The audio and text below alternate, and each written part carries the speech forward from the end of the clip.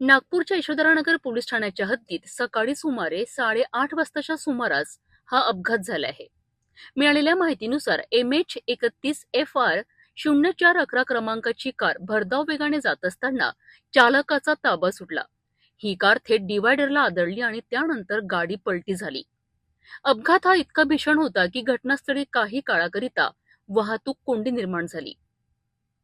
Car चालक 42 वर्षीय विनोद भीमराव काळे राहणार पोलीस लाईन टाकळी परिसर हे या अपघातात किरकोळ जखमी झाले आहेत. जखमी चालकाने दिलेल्या माहितीनुसार तो पुलावरून जात असताना अचानक गाडीचा बॅलन्स बिघडला आणि अपघात झाला. सुदैवाने या अपघातात कोणतीही जीवितहानी झाली नाही. घटनेची माहिती मिळताच पोलिसांनी तत्काळ घटनास्थळी धाव घेत परिस्थिती नियंत्रणात आणली आणि वाहतूक सुरळीत केली. आम्ही सहाय्यक पोलीस निरीक्षक गजानन चंद्राते पोलीस ठाणे यशोधरानगर सकाळी आम्ही ड्युटीवर असताना 8:30 वाजता सुमारास माहिती मिळाली की एक्सप्रेसो गाडी क्रमांक MH31FR0411 गाडी अपघात होऊन तिथे जखमी लोक पडलेले आहे आणि तिथे ट्रॅफिक जाम होत आहे. या माहितीवरून आम्ही घटनास्थळी आलो असता घटनास्थळी गाडीमध्ये चालक विनोद भीमराव काळे वय 42 वर्ष राहणार पोलीस लाईन टाकळी सोनपूर टाकळी अवस्थी चौक हा गंभीर ड्रायव्हर सीटवर बसून होता आणि गंभीर जखमी होता.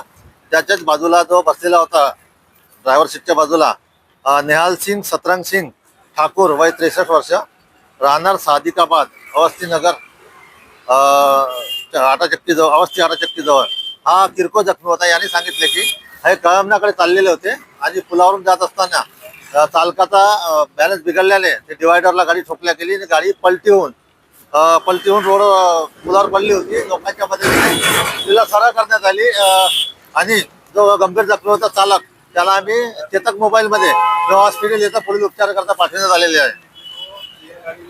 ज्यावेळेस ऍक्सिडेंट झाला त्यावेळेची परिस्थिती कशी होती इथली, काय पाहण्यात आलं की गाडी किती पलट्या खाल्लेल्या तर काय सांगाल?